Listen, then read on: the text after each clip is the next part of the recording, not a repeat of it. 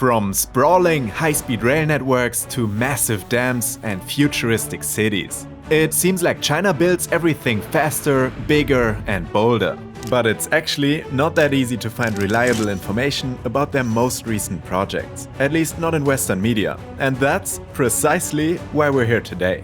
Hey, I'm Luis and here's what's really going on with 10 of their biggest mega projects. Some already finished and some still in the works. Let's start in the Pearl River Delta, where a major engineering project has just been completed. At number 10, we have the Shenzhen-Zhongshan link. This 24-kilometer mega crossing combines bridges, artificial islands and an underwater tunnel into one continuous route. And that design wasn't optional, it was necessary. The Pearl River Delta is one of the busiest shipping corridors in China. Building a single long bridge would have been dangerous for passing ships, during construction but also during normal operations. And we've already seen how catastrophic a collision can be with the Francis Scott Key Bridge collapse in Baltimore. While bridges are generally cheaper to construct, tunnels are better for busy shipping lanes. So engineers decided to go for a combination. They designed a submerged tunnel section, placed deep beneath the shipping lanes. This is quite similar to another crossing just a few kilometers to the south, that connects Hong Kong with Macau. In order to put the tunnels in place, they made use of specially made ships that would lower the prefabricated tunnels on the seafloor. Each tunnel element weighs tens of thousands of tons and had to be positioned with pinpoint precision. When the crossing opened back in 2024, it cut travel times between the two cities from over 2 hours to just about 30 minutes. The crossing is also directly connected to Shenzhen's Bao'an International Airport, which means it's not just a commuter route, it's also a key link for the airport and freight traffic. Let's move inland to another project that's reshaping China's logistics network. At number 9, we have the Pinglu Canal. Located in southern China's Guangxi region, this mega project is being built to directly connect the inland city of Nanning to the Baibu Gulf and the South China Sea. The canal is part of a greater project, known as the New International Land-Sea Trade Corridor. A trade and logistics passage that aims to connect China's inland production hubs with the rest of Asia to the south. Construction began in 2022. From an engineering standpoint, the main challenge is going to be moving more than 300 million cubic meters of earthfill material. For some context, here's how much material was moved to build the Panama and Suez canals.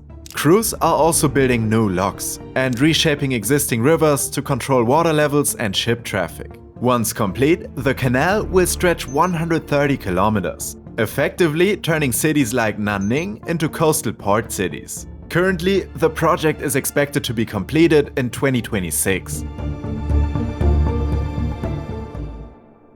Moving on to number 8, we have the recently opened Chongqing East Railway Station.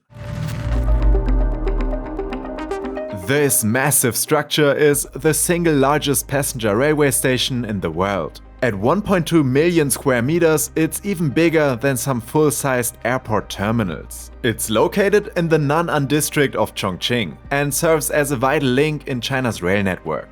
But it isn't just another city station. It's a central hub that sits right at the crossroads of several of China's most important high-speed rail corridors. From here, trains branch out towards major cities like Chengdu, Xi'an, Huajiang and Wuhan. And once the Sichuan-Tibet Railway opens in 2030, the network goes even further west, to the sparsely populated regions of China. But more about that project later. To handle all of these routes, the station was built at an unprecedented scale. It includes 15 stations and 29 tracks, engineered to move massive passenger volumes without bottlenecks. But perhaps most impressive of all is how fast they managed to build it. Construction officially began in 2018 and the station opened to passengers in 2025. That speed was only possible with the help of robots. They took care of some of the most repetitive and tedious parts of the construction process. Some of these tasks include welding, concrete smoothing, wall installation, and even detecting potential hazards using drones equipped with AI. China is not only at the forefront of construction projects like these, but also in the development of wind turbines. So we quickly want to check out number 7, this record-breaking 26 megawatt offshore wind turbine. It's currently the world's largest in terms of single unit capacity and diameter. For comparison, the typical high-end offshore wind turbine usually only has half the capacity of this one. On average, this 26 megawatt turbine can provide power to 55,000 homes. It has a height of 185 meters and a rotor diameter of 310 meters. This turbine is so huge and powerful that it even exceeds the power ratings of models that haven't even been released yet. And that's just with one unit. Imagine having an entire offshore wind park with these.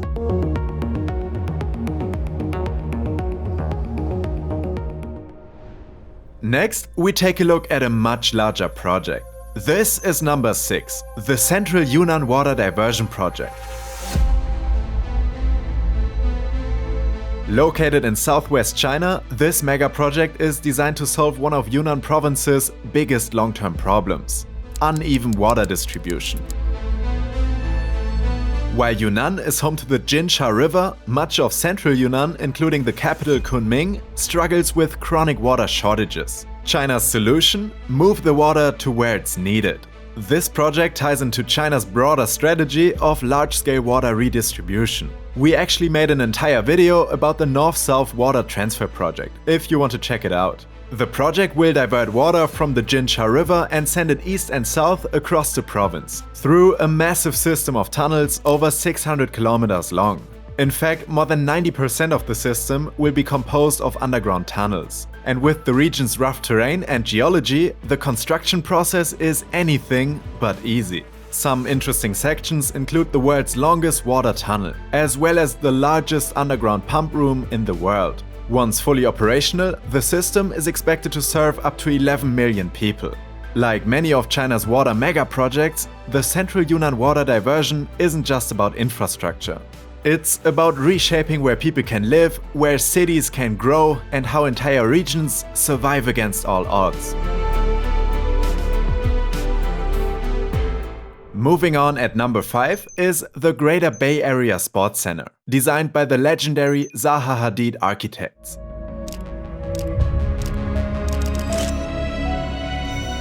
Construction on this massive complex began in August 2023, and just 2 years later, athletes were already competing inside. The centerpiece of this sports complex is a 60,000-seat stadium, meant for football and other major events. Aside from the stadium, the complex also includes a 20,000-seat arena for basketball and other indoor sports, as well as a 4,000-seat aquatic center with Olympic-sized pools. But apart from the speed and scale of construction, there's also a regional strategy at play here. The complex sits at the heart of the Greater Bay Area. I mean, just look at where it's located on a map. It's basically right in the middle of the bay. This area is one of the world's fastest growing regions, in many different aspects. With high-speed rail, expressways and airports linking cities like Shenzhen, Guangzhou, Hong Kong and Macau, this venue isn't designed to serve just one city. It's meant to serve an entire population cluster of more than 86 million people. Moving on to number 4, we have the Jinqimen nuclear power plant. Nuclear power plays a critical role in China's long-term energy strategy. Currently, work on the project is going at a steady pace, with the first reactor already under construction. Jinqimen is being built using China's Huajiang 1 reactor design. Once completed and operating, the plant is expected to deliver around 55 terawatt-hours of electricity per year. This alone is enough to meet half of the energy demands of the entire city of Ningbo, where the reactor is being built. That means this single site could power millions of homes, factories and services across the region, while sharply cutting reliance on fossil fuels. Analysts estimate the plant will reduce carbon dioxide emissions by around 48 million tons per year once it's fully operational. On the other hand, when it comes to the environment, nuclear power comes with its own set of challenges. From managing radioactive waste to ensuring safety at every stage of operation.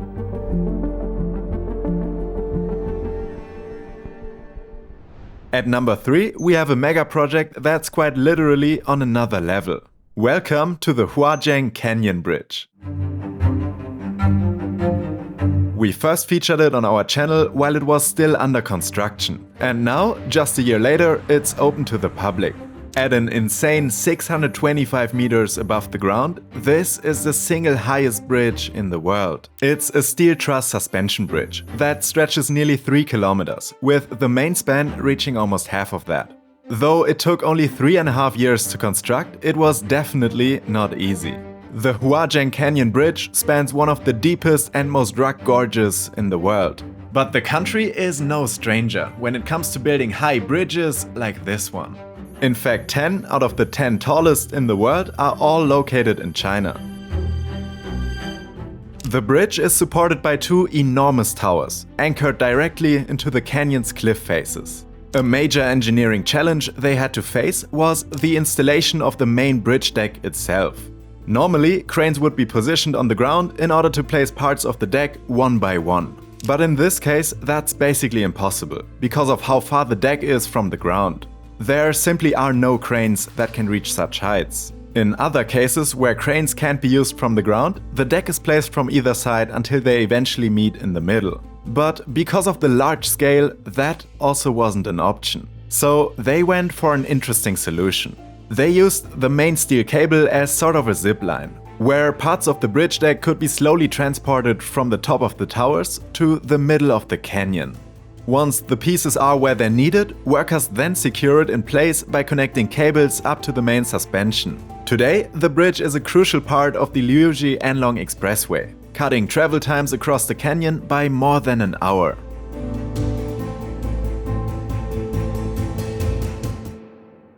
In second place, we have Xiong'an, a planned city costing tens of billions of dollars. This urban mega project is located about 100 kilometers south of Beijing. And there's a pretty good reason why it's located close to the Chinese capital. Xiong'an is meant to be a development hub for the Beijing-Tianjin-Hebei economic triangle. But what does that mean exactly? Well, this area is designed to relieve pressure from Beijing and its surrounding urban areas. In China, there's a term called big city disease. It describes how endlessly expanding cities start to struggle with pollution, traffic congestion, and lack of public services. Xiong'an is essentially a blueprint to fight that. The city is still in its early stages, but key government offices have already begun relocating, and transport links to Beijing are already operational. One interesting area that's already made significant progress is the Xiong'an Science and Technology Innovation Center, an entire district centered around tech research with major players taking part. Over 1 million people already call this place home. By 2035, they hope to increase that number to 5 million. So how exactly do they plan to do that? They're building Xiong'an completely from scratch. This gives them the opportunity to carefully plan out how the city will expand over the next decade. For example, one thing they're tackling from the very beginning is how to secure water for the needs of this growing megacity. Xiong'an is being built as a full-scale sponge city. The city is designed to absorb, store, filter and reuse rainwater, instead of simply draining it away. Green corridors, wetlands and retention basins are integrated directly into the urban layout, allowing rainwater to slowly seep into the ground and recharge local water systems. This is especially important because the Beijing region has long faced both water shortages and flooding. Over the coming decades, Xiong'an is expected to grow into a core pillar of northern China's economy. And finally, China is building what could only be described as the most ambitious railway project in the world. At number 1, we have the Sichuan-Tibet Railway. Stretching over 1,600 kilometers, it connects Chengdu in Sichuan province to the Tibetan capital of Lhasa. Once complete, it would cut down the travel time between the two cities from around 2 days by car to just 13 hours. But the real story here isn't the distance nor the amount of time it saves. It's actually where it's being built. Much of the Sichuan-Tibet Railway cuts straight through one of the most extreme terrains on Earth, the Tibetan Plateau. an area known for extreme elevation changes, deep river gorges, and frequent landslides and earthquakes. In some sections, the railway even climbs to over 4,000 meters above sea level, making construction even more challenging than it already is. This is also so high up that some of the trains passing through here will require their own dedicated oxygen systems. Construction is happening in stages, with the segment from Chengdu to Ya'an already open since 2018. The Lhasa-Ningxi section also began operating in 2021. And now they're tackling the hardest part. The terrain here is so rough that over 90% of this final section will be composed of tunnels or bridges. They're building 72 tunnels and 93 bridges. Yeah, that's just insane. If China manages to finish building everything, this will be one of the wildest train rides on Earth. Alright, we've also have an honorable mention. Normally it would be on today's list, but we want to dedicate an entire video to it. I'm talking about the Madog hydropower station. Once fully built, it would become the world's single biggest power generating facility of any kind. The estimated budget? A staggering $167 billion. And just like the Sichuan-Tibet Railway, it's also being built in insanely challenging terrain in the Tibetan Plateau. But that's it for today. If you want to see another video like this for a different country, let us know in the comments down below. And if you enjoyed it, make sure to subscribe. Thank you so much for watching, and as always, we'll see you in the next one.